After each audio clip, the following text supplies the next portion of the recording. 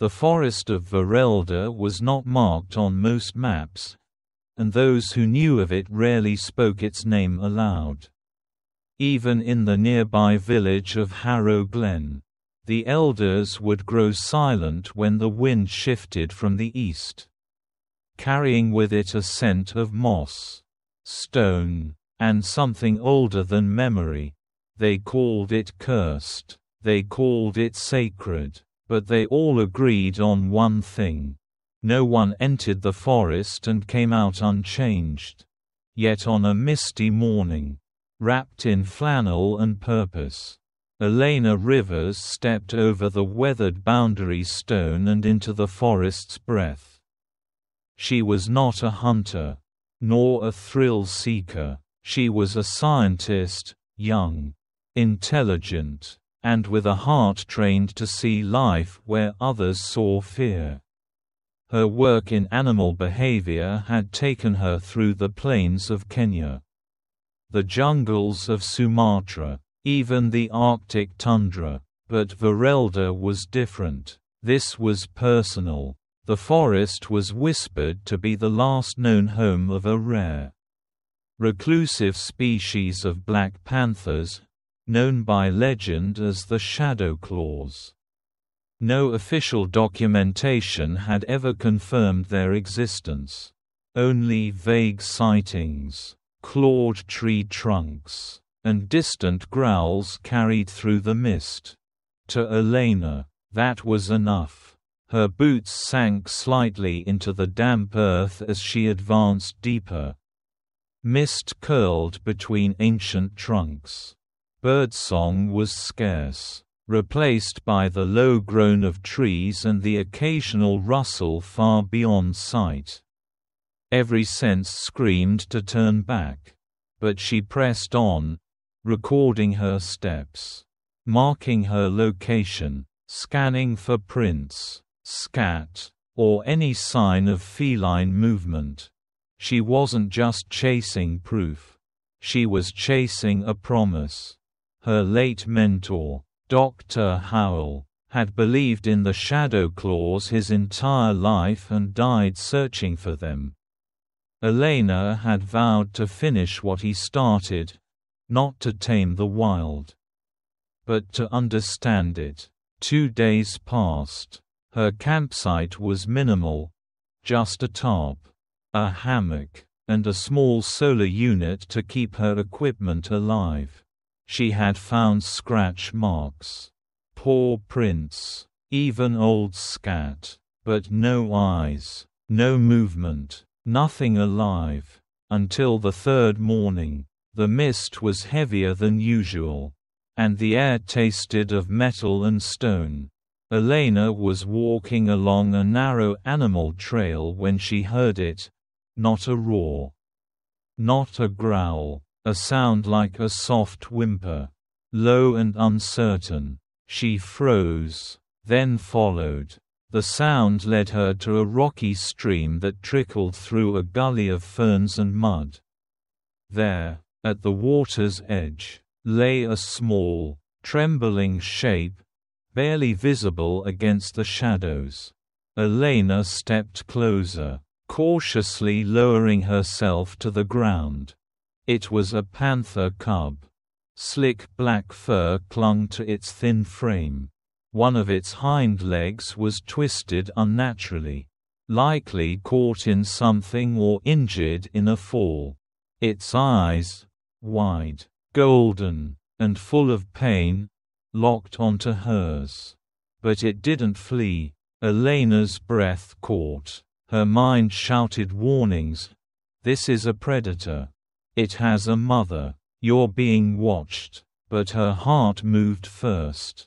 Slowly, she unzipped her pack and took out a wrapped cloth and her medical kit. She crouched low, whispering softly, "Hey there. It's okay. I'm not going to hurt you." The cub hissed weakly, but it didn't run. Elena inched forward, letting it smell her fingers before touching it gently. The moment her hands cradled its leg, the cub winced and whimpered again, but still, No attack came. It was too weak to fight. Too hurt to escape. Elena wrapped the limb as best she could and offered a few drops of water. The cub sniffed, then drank. Finally, with trembling care, she lifted the creature into her arms. It didn't resist. She didn't know why, perhaps desperation, perhaps fate, but it trusted her. As she turned back toward camp, cub pressed to her chest. The mist behind her shifted unnaturally. She paused and looked back. Nothing, but she knew they were there. She was no longer alone. Back at her camp, Elena created a makeshift nest for the cub in a soft wool blanket inside her tent. She cleaned its wounds more thoroughly, fed it tiny pieces of rehydrated meat, and whispered to it as though it were a lost child. She named him Nyx, after the ancient Greek goddess of night. The hours passed, and Nyx began to rest. Occasionally, he would look at her with those large, gold-flecked eyes, watching, remembering, and beyond the thin nylon walls of her tent, the forest held its breath. That night, the first sign came. When Elena stepped out to wash her hands at the stream, she found her camp surrounded by paw prints, large, fresh, perfectly spaced. They hadn't been there an hour before. She scanned the darkness. Nothing moved, but she felt it, that prickling sensation at the back of her neck. She was being watched, evaluated, not hunted. Not yet. She returned to the tent and closed the zipper gently. Inside, Nyx stirred, then crawled closer to her sleeping bag and curled against it. It should have terrified her. It didn't. The next day, she saw one, just before dawn, as pale gray light spilled through the trees. Elena spotted movement among the ferns. A silhouette, low and sleek, a black panther, adult-sized, muscular, and impossibly silent, stood just beyond the clearing. Its eyes glowed faintly. It did not growl. It did not charge. It simply watched. When Elena moved to stand between it and the tent, it blinked slowly, then vanished like smoke. From that moment, the game had changed. She wasn't studying him anymore. She had entered something older than science. She had crossed a line not drawn in ink, but in instinct and respect. She was holding one of their own. And they were waiting. By the end of that week, the signs multiplied. Fresh prey left near her camp. Scratches on trees she hadn't seen before. Once, she awoke to find the cub staring at the tent's opening, silent and alert. When she looked out, 3 shapes stood at the edge of her firelight. Watching, not threatening, not snarling, just watching. It was no longer a question of whether she had been accepted. The question was why they hadn't taken Nyx back yet. Were they testing her? Was she part of a challenge? Or a silent pact she didn't understand? She didn't have answers, only the bond forming between her and Nyx, stronger each day, and the growing weight of the forest's attention pressing into her shoulders. She knew this was no longer research. This was trust, ancient and primal, and if she broke it, she might never leave Verelda alive. In the heart of the Verelda forest, time moved like the mist, slow and quiet. Always watching, Elena's days had found a rhythm now, though it was a rhythm steeped in tension. Each morning began with the rustle of leaves and the distant echo of animal life. Nix, the black panther cub, would curl up against her side inside the tent. His breathing soft and rhythmic. His wounds were healing. His leg, though still tender, had regained some strength. He moved more now, eagerly, even playfully. At night, he nestled against her as though she were family. And perhaps, to him, she was.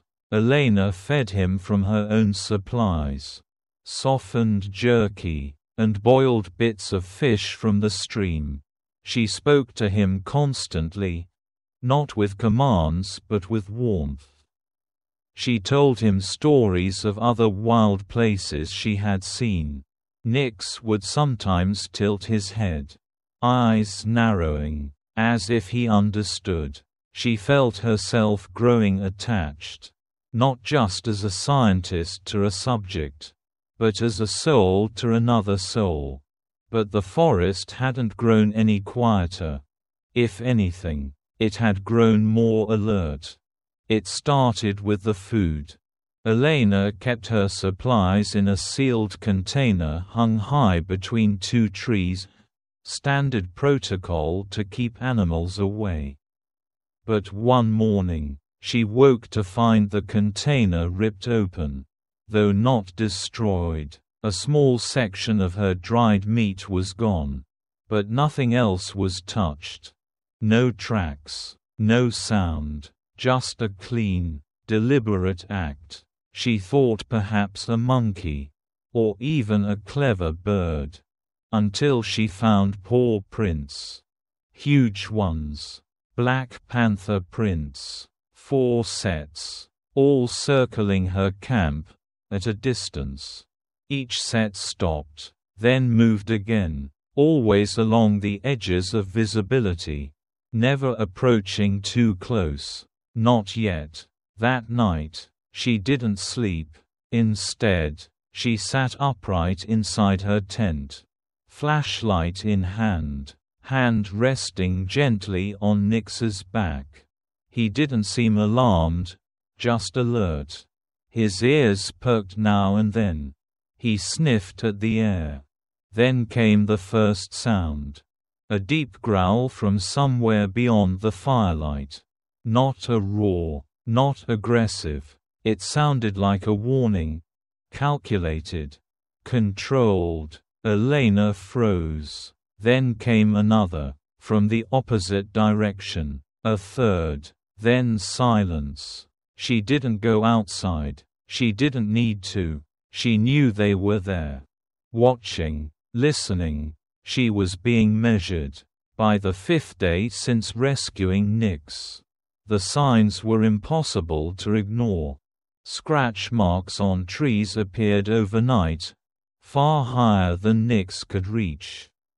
And far too fresh. One morning she found the firewood she'd gathered rearranged, not scattered. Not stolen, just moved, forming a strange crescent pattern around her tent. Nix, for his part, remained close. If the adult panthers were his family, he no longer acted like he wanted to return to them. He had chosen her. But Elena knew that choice might not be enough. Then came the morning that changed everything.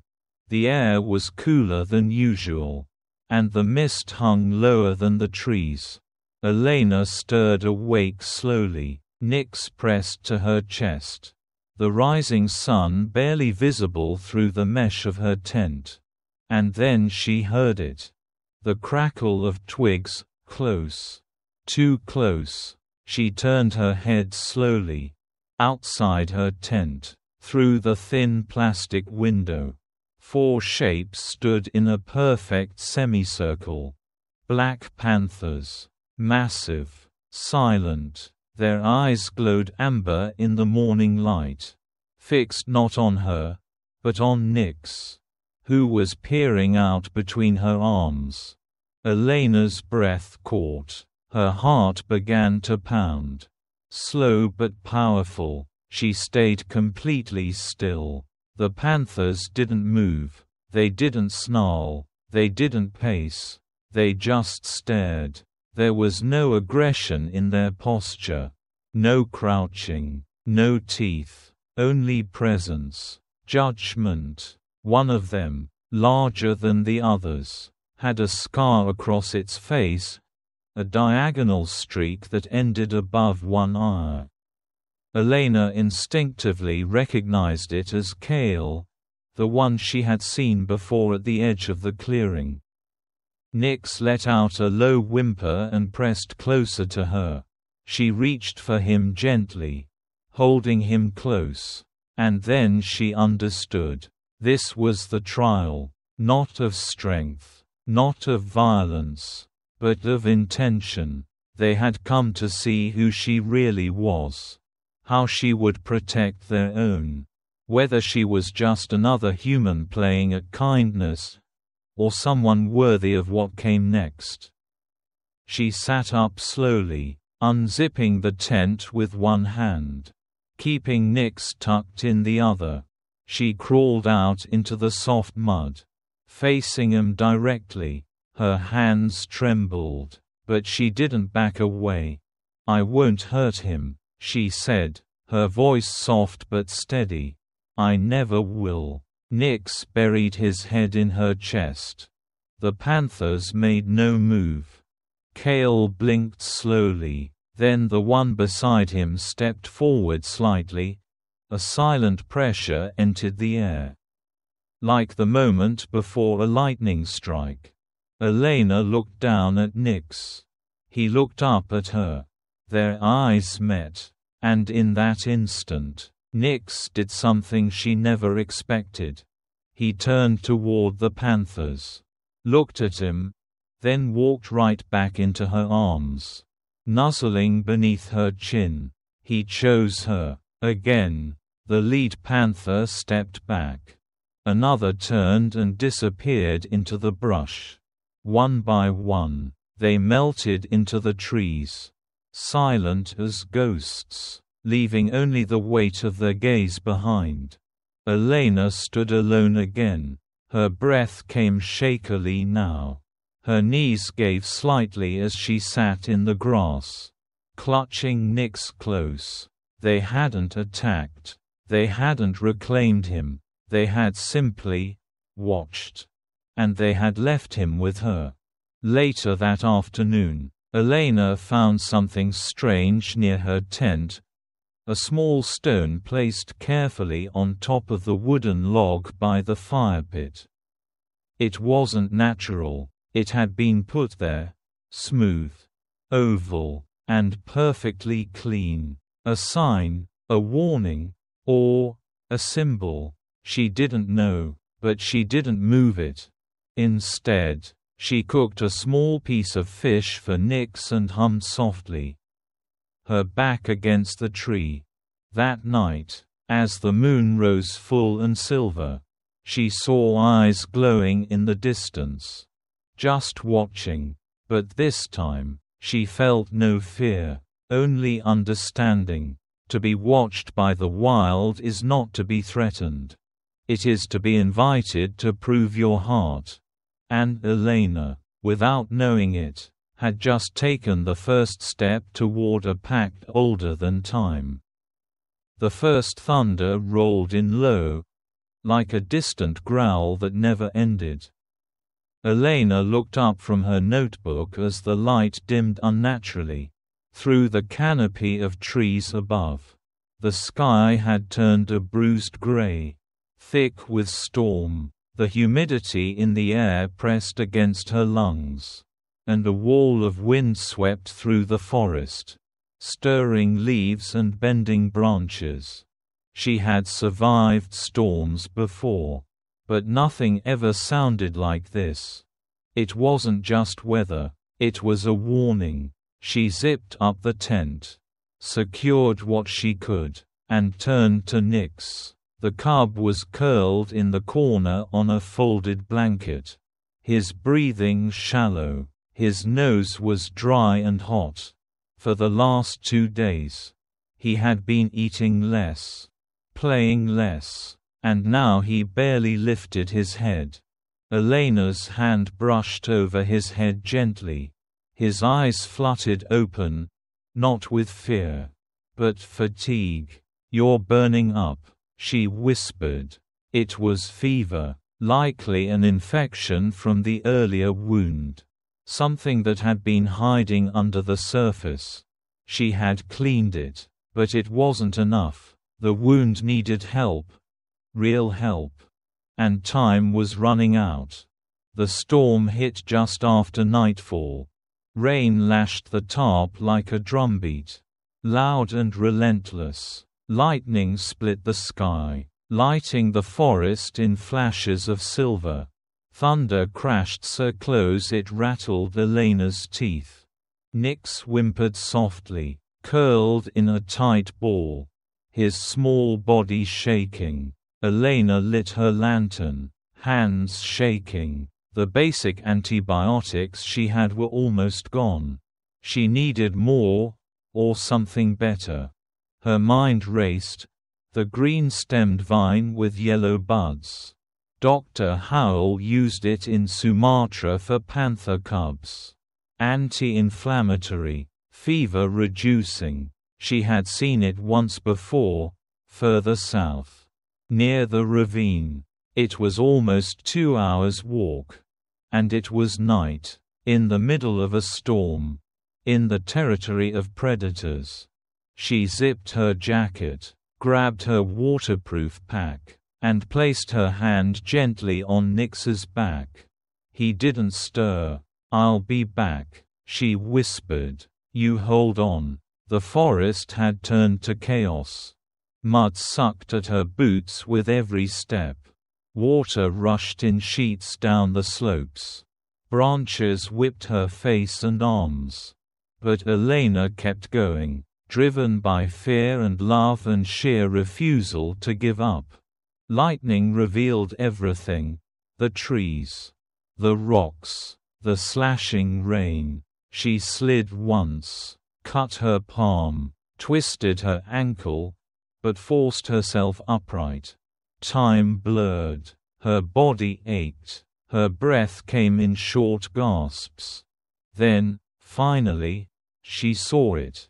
The vine with yellow buds, wrapped around a mossy boulder, glowing faintly in the stormlight like tiny suns.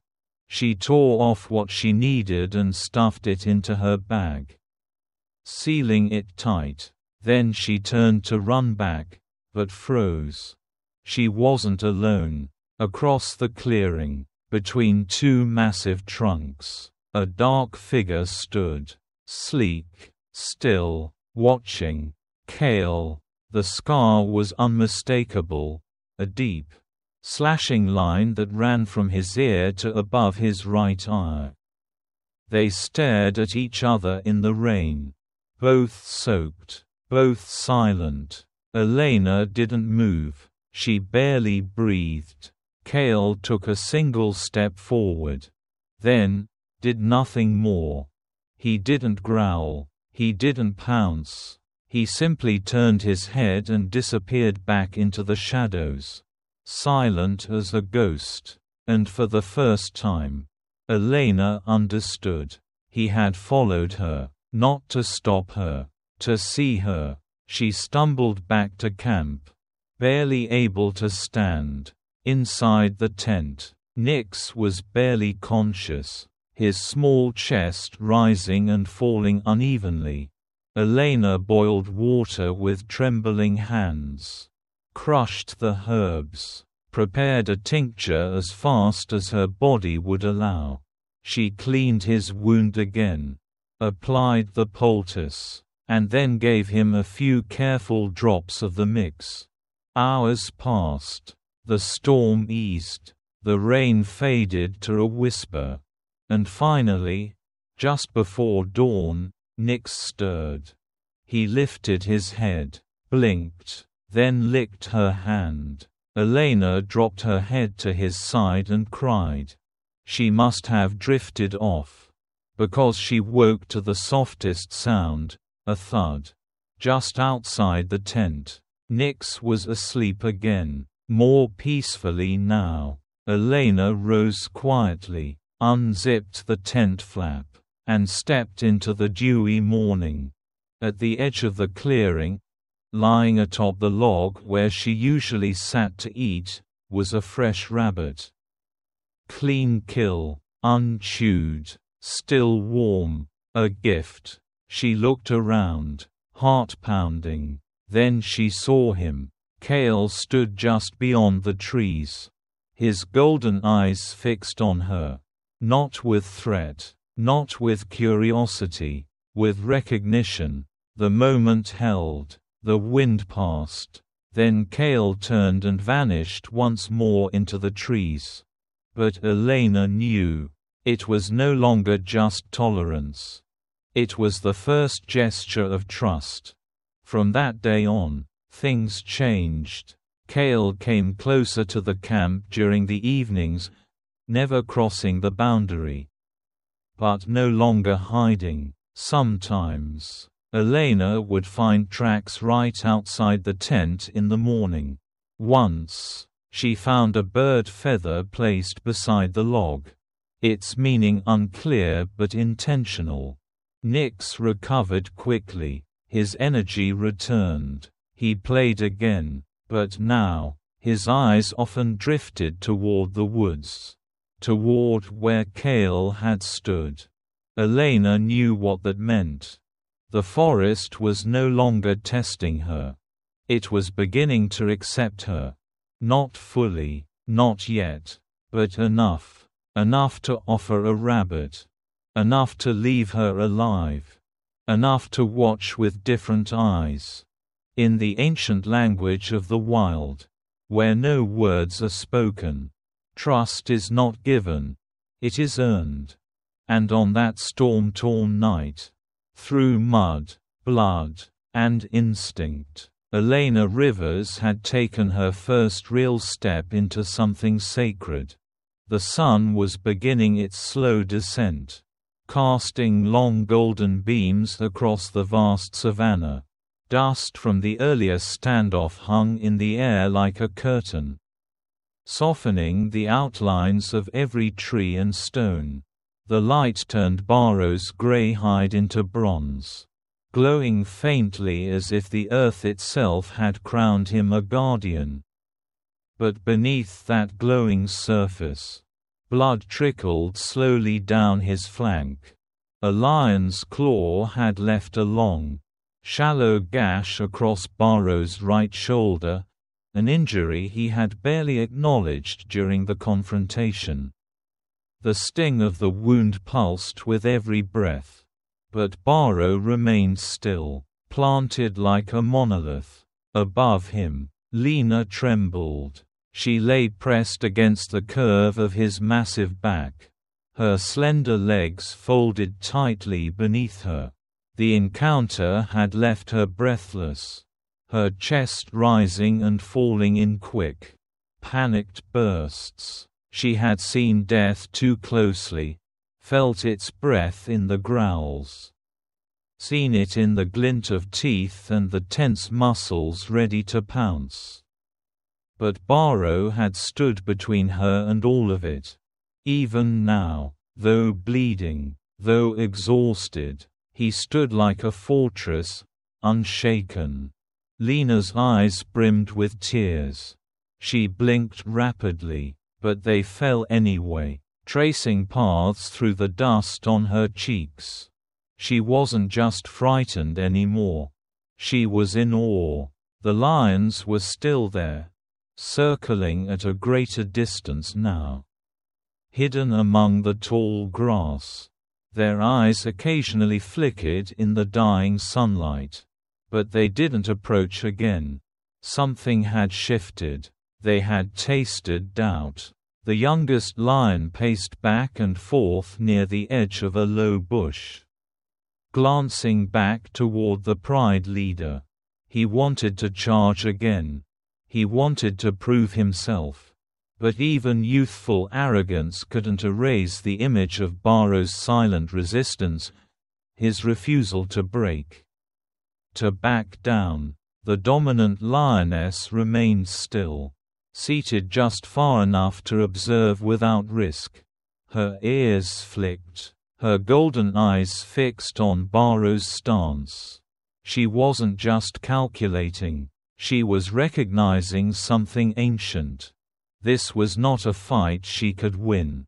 Not without heavy cost. Not against an elephant who did not protect himself but protected another. Predators are not strangers to risk, but they are intimately familiar with survival. And sometimes, even hunger must bow to wisdom. As the silence deepened, Barrow shifted his weight slightly, adjusting for the pain in his shoulder. The movement was slow, deliberate, every part of him still tense in case the lions made one last desperate attempt. But they didn't, one by one, like ghosts returning to shadow. The lions began to withdraw.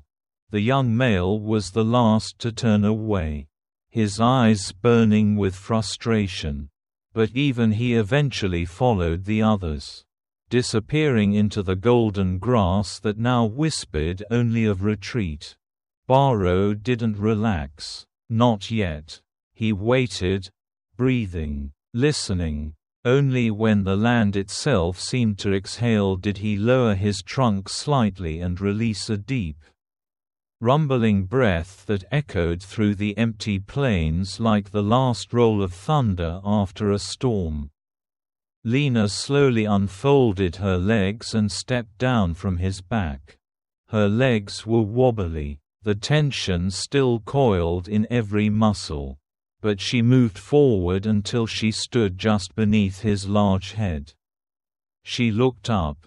Barrow's eyes met hers, heavy with age, but clear and warm. He hadn't spoken. He didn't need to. Everything he needed to say had already been said with his body. With his silence. With his stance. Lena stepped closer and pressed her head gently against the thick, wrinkled skin of his chest. The moment held, quiet and powerful. She could hear his heartbeat, slow and steady, like the beat of a distant drum holding the rhythm of the land.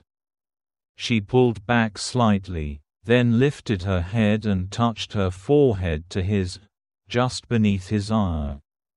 It was not a gesture of fear. It was gratitude, and love, and loyalty. Barrow closed his eyes. In all his long life, he had seen droughts, migrations, death, and birth. He had led herds across barren lands and stood before charging predators. But this moment, this quiet exchange beneath a sunset sky, this unspoken bond between beings not of the same kind, this was something else. This was why he still walked. Not for dominance, not for territory, but for moments like this. The wind shifted, carrying the scent of rain far in the distance. Birds began to call again from the trees. A family of meerkats peeked out from their burrows, cautiously sniffing the air. Life, ever watchful, was returning to its rhythm. Lena lay down beside Barrow. Her body pressed lightly against his front leg. She nuzzled into the crook of his skin, where she could still feel the faint vibration of his breathing. They didn't speak, they didn't move, they didn't need to. All around them, the savannah whispered stories into the tall grass, stories that would travel far. Creatures that had watched from a distance would carry the tale like windborne seeds. The elephant who did not fight for himself, but for someone smaller. The antelope who stood not behind him, but beside him. A living tower, a flame that refused to be extinguished, and a moment of peace that bloomed in the shadow of death. The sun kissed the horizon now, turning the sky into fire. The last of the lions had vanished. The day had folded into twilight. Barrow lowered his head slowly. Not from defeat, but from rest. The wound would heal, as others had. The pain would fade, as always. But this moment between him and Lena, this would never fade. It would become legend. In time, the others would learn. Other herds, other packs, other wanderers of the wild. They would hear the tale and understand. Not in words, but in instinct. That there had once been an elephant who did not run. And an antelope who did not flee. And a friendship so powerful that even the wild itself stood still to watch. The forest was quieter now.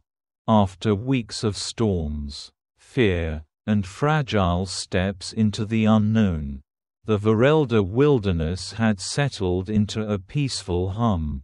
The wind whispered gently through the canopies. The trees swayed with age-old grace.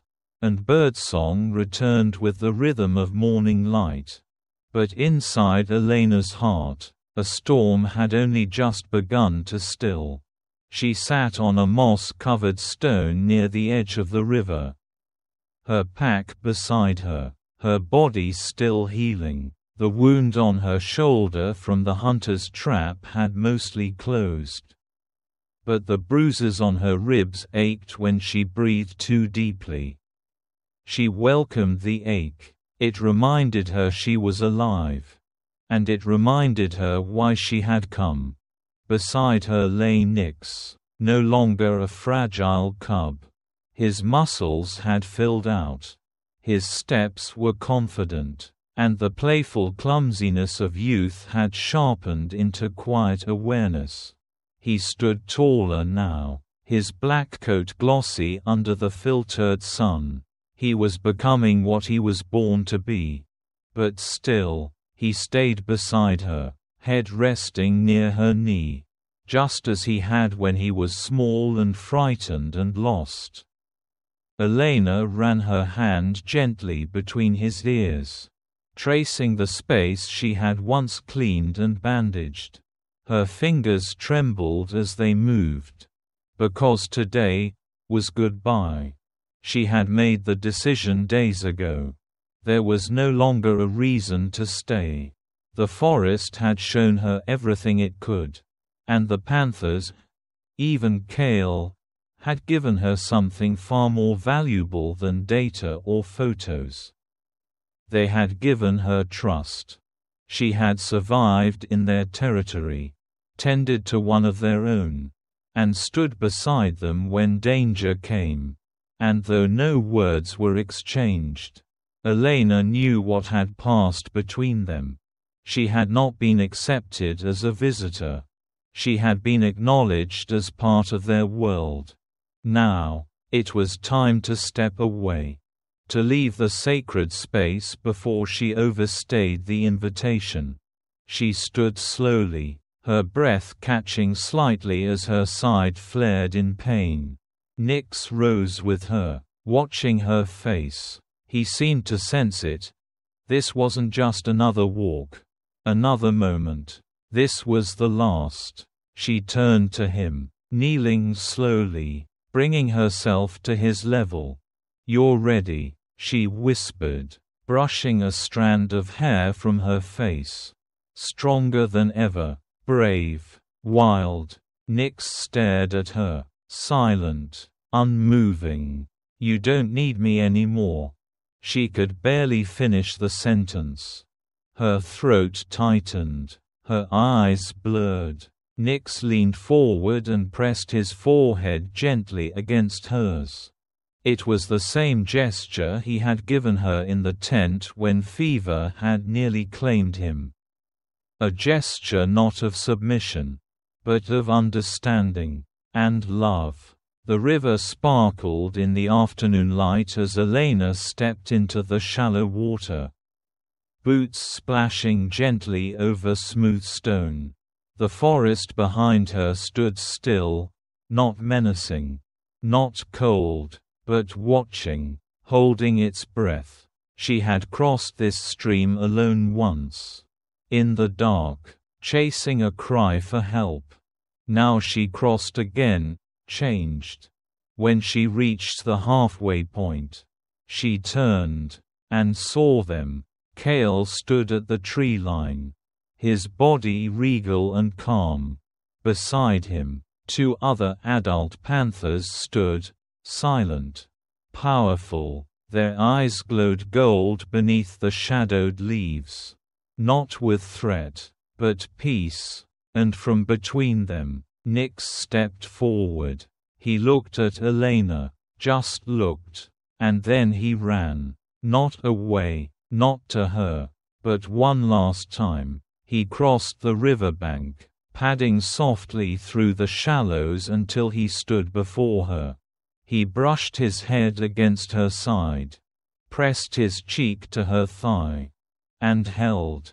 Elena closed her eyes and placed both hands on his shoulders, the tears falling freely now, soaking into his fur.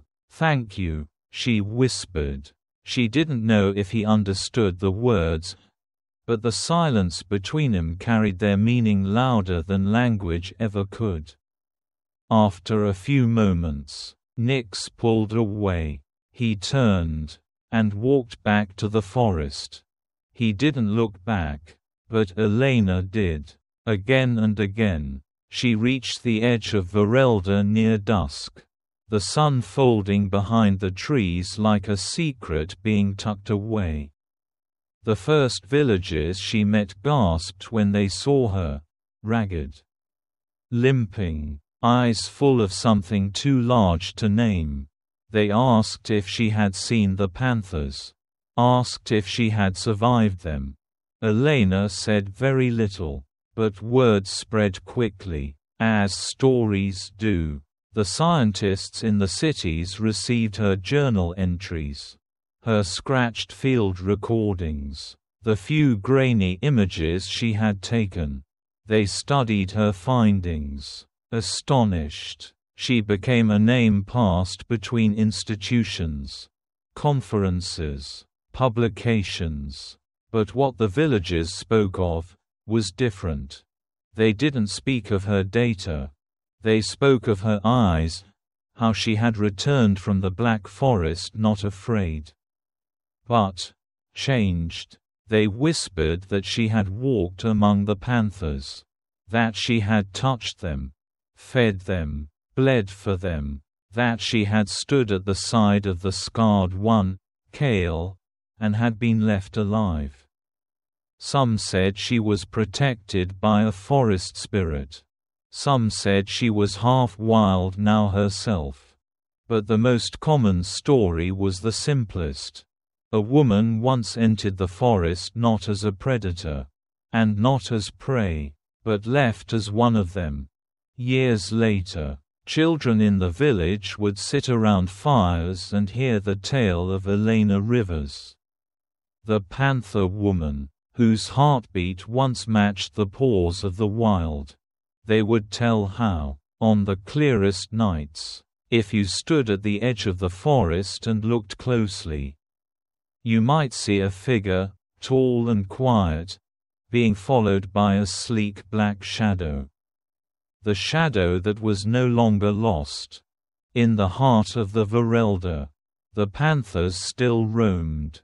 Kale ruled silently, a phantom of the trees. Nyx, now full-grown, patrolled the riverbanks. His eyes ever watchful, his gait smooth and sure. Occasionally, he would pause near a stone by the stream's edge, the place where he had first been saved, where something ancient had been exchanged. Not blood, not dominance, but loyalty. And from the trees above, the birds would sing softly. Not alarm calls, not predator warnings, but lullabies.